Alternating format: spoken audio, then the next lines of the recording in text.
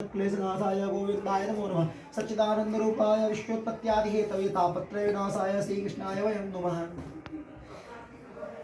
श्रीमद् भागवत महापुराण के प्रथम स्कंद के प्रथम अध्याय। सबसे पहले मंगलाचरण जो ग्रंथ की विघ्न समाप्ति के लिए किया जाता है। मैं आपको कथा सुनाने जा रहा हूँ। ईश्वर संस्कृत में मंगलाचरण कर चुके हैं, हिंदी में बताने जा रहे हैं कि जिससे इस जगत की सृष्टि स्थिति और प्रलय होते हैं, क्योंकि वह सभी सदरूप पदार्थों में अनुगत है और असत पदार्थों से पृथक है। जड़ नहीं चेतन है, परतंत्र नहीं स्वयं प्रकाश है।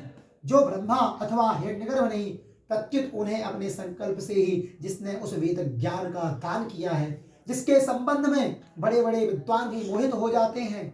जैसे तेजो में सूर्य रश्मियों में जल का, जल में स्थल का और स्थल में जल का भ्रम होता है, वैसे ही जिसमें यह त्रिगुणमयी जागृत स्वप्न सुसुप्ति रूपा सृष्टि मिथ्या होने पर भी अधिष्ठान सत्ता से सत्यवत प्रतीत हो रही है, उस अपनी स्वयं प्रकाश ज्योति से सर्वदा और सर्वथा माया और मायाकार से पूर्णतः मुक्त रहने वाले परम सत्य रूप परमात्मा का हम ध्यान करते हैं। महामुनि व्यासदेव के द्वारा निर्मित इस श्रीमद् भागवत महापुराण में मोक्ष पर्यंत फल की कामना से रहित परम धर्म का निरूपण हुआ है।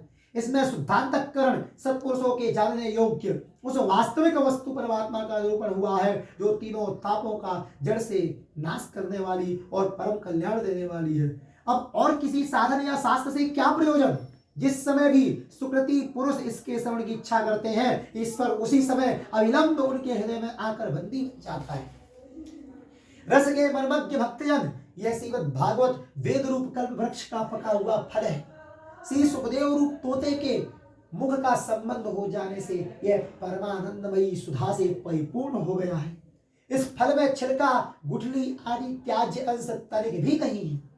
यह मूर्तिमान रस है। जब तक शरीर में चेतना रहे तब तक इस दिव्य भगवत रस का निरंतर बार बार पान करते रहो। यह पृथ्वी पर ही सुलभ है।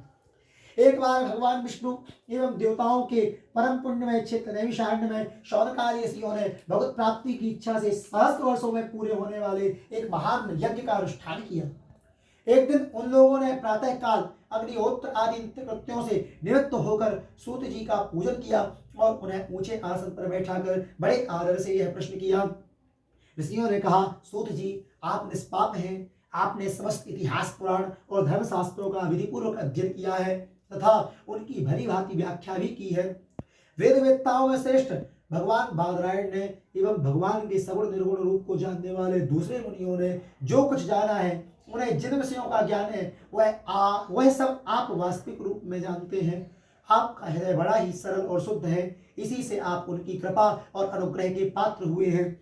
गुरुजन अपने प्रेमी शिष्य को गुप्त से गुप्त बात भी बता दिया करते हैं। आयुष्मान, आप कृपा करके यह बतलाइए कि उन सब शास्त्रों, पुराणों और गुरुजनों के उपदेशों में कलयुगी जीवों के परम कल्याण का सहज साधन आपने क्या निश्चय किया है? आप संत समाज के भूषण हैं। इस कलयुग में प्रायः लोगों की आयु कम हो गई है। साधन करने में लोगों की रुचि और प्रवृत्ति भी नहीं है। लोग आलसी हो गए हैं। उनका भाग्य तो मंद है ही, समझ भी थोड़ी है। इसके साथ ही वे नाना प्रकार की विघ्न बाधाओं से घिरे हुए भी रहते हैं।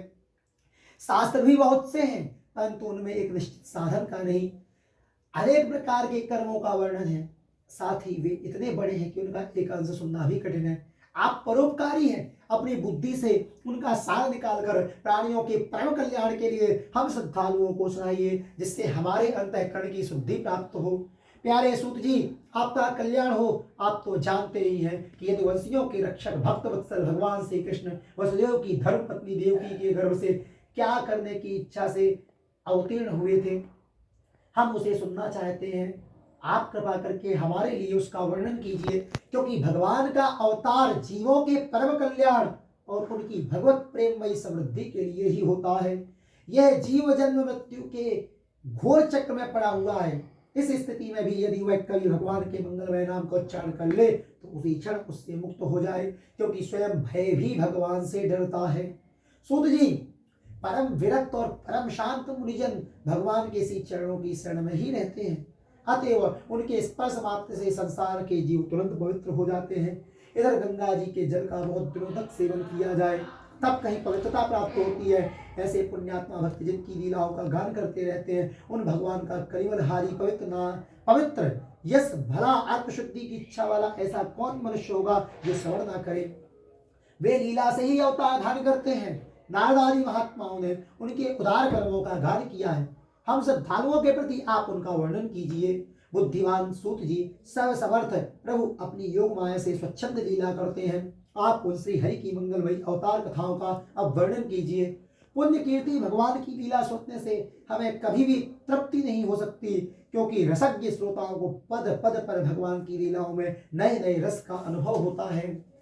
भगवान श्री कृष्ण अपने को छिपाए हुए थे, लोगों के सामने ऐसी चेष्टा करते थे मानो कोई मनुष्य हो, परंतु उन्होंने बलराम जी के साथ ऐसी लीलाएं भी की है, ऐसा पराक्रम भी प्रकट किया है जो मनुष्य नहीं कर सकते।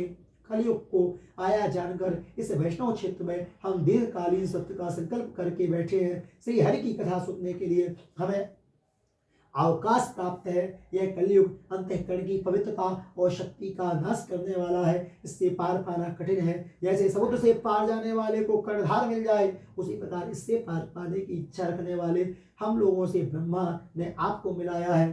धर्म रक्षक ब्राह्मण भक्त योगेश्वर भगवान श्री कृष्ण के अपने धाम में पधार जाने पर धर्म ने अब किसकी शरण ली है, यह बताइए। इस प्रकार श्रीमद् भागवत महापुराण की संहिता में प्रथम स्कंद नैमिषिकोपाख्यान आपके चरणों में समर्पित है।